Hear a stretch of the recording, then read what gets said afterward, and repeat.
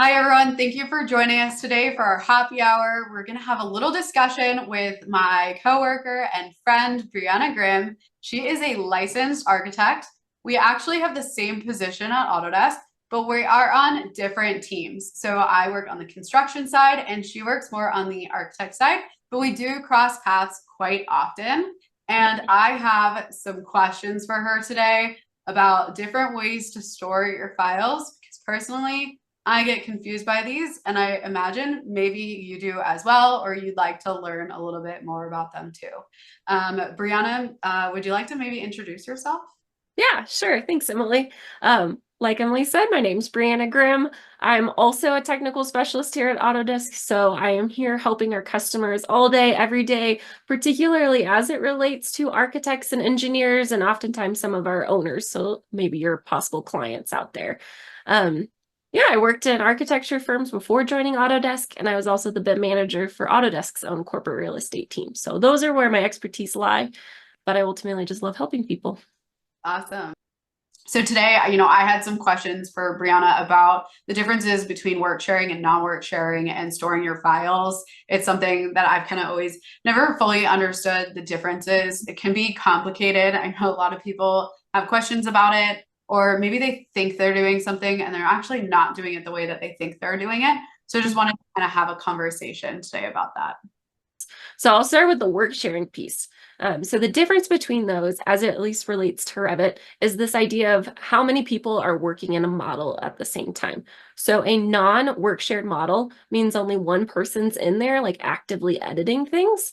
And that's really what people learn in school, which is one of the industry kind of challenges, I would say, when you're transitioning out of like higher education and into the workforce, is it's really hard to simulate what it looks like to put multiple people in a model and be work sharing. Because that's where we start to have kind of the locking permissions, right? If I'm editing a certain part of the building, it's all kind of checked out in my name. And I can also have maybe Emily in there and she's working on a different portion of the building. I've got maybe people doing landscape outside, interior architects or interior designers doing some furniture. We've got the structural model. All these people can be in there working at the same exact time. So that's called work sharing, multiple people. Now, in order to have those protections, right, where I own what I touch and maybe Emily owns what you touch, that's the work sharing piece. And that's what gets tricky when we translate that over to the server versus the cloud environment.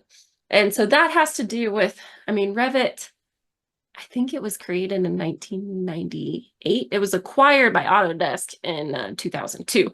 And back then, we weren't really doing this on Word docs and PowerPoints and Excel files like we are now.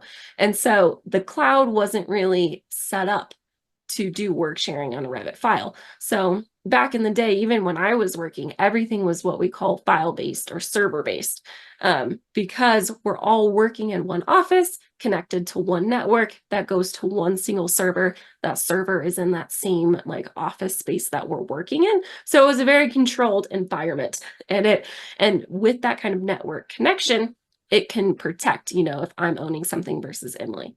Now, Question. people, yes. With like the work sharing and two people working in the same model at once, Mhm. is there a risk of like them overriding what each other is doing? So with work sharing, it's kind of like yes and no. So there are three okay ways to do that, like three acceptable ways. That's one, like you're all in one office Mhm. working on a server within that office on the same network. What people do wrong a lot of the times is they try to do that from home and use a VPN to connect in. If you use a VPN into a server, that won't protect you. So I could override what you do, you can override what I do. Is that because there's like a lag or why is that? Uh, I honestly, that's not where my Okay, that's expertise fine. exactly. I think it's more of an IT thing. All I know is that it can't keep up. So Got it. there's no way that the backend protections in Revit acknowledge that you guys are working on or trying to work on the same thing when you're in that VPN tunnel. And that's why working in the cloud is then advantageous. Well, not exactly either, because Okay. so some people think that you can put a Revit model on the cloud, as in I could put my Revit model on my Google Drive. or I could put it on SharePoint. If Got you it. do those are cloud solutions. That's not going to work either, because that's not like Revit, whatever is in the back end that protects you, like actually knows that I'm signed in as Brianna and you're signed in as Emily, don't exist in that Google platform and don't Yeah. exist on like a SharePoint. So when we say cloud, it is really specific to using the Autodesk Construction Cloud or BIM 360 via the license called BIM Collaborate Pro. It's that like network protection platform and license that makes sure you're not overwriting one another. Yeah. So that's kind of like the best possible way with multiple people with protection and everything is to be using Autodesk BIM Collaborate Pro Mhm. for those Yeah. options.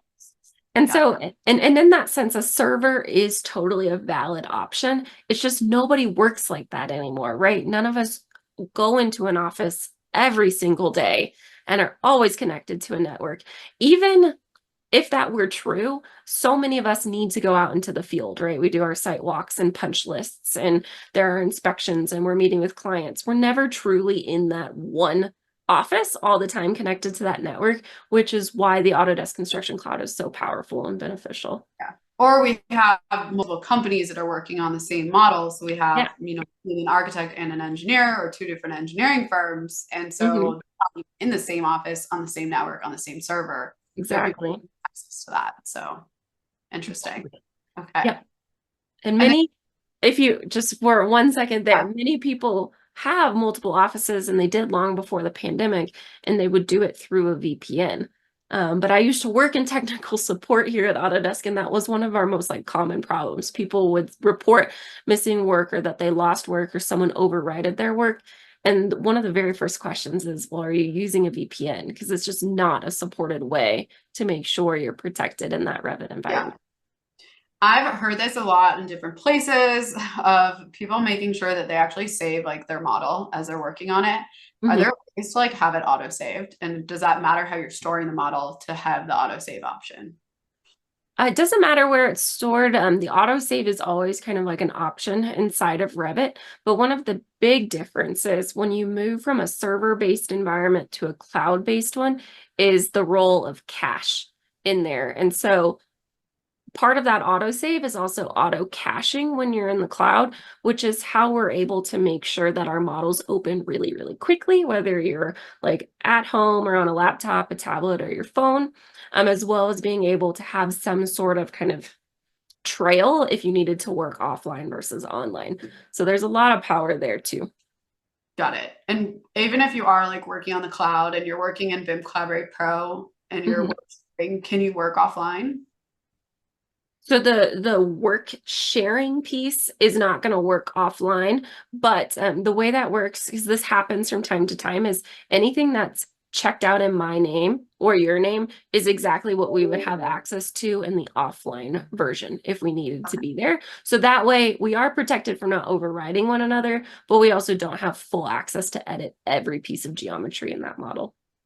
Thank you, Brianna, for joining us today and teaching me a little bit more about the differences here and teaching all of you about it. I hope you all benefited from it. If there's anything else that you want to learn about, if you want me to bring in different experts, I'm happy to do so. So please add that to the comments, and I will make sure to try to get those experts and the right people in the room to have those conversations. Thanks for having me, Emily. All right. Bye, everyone.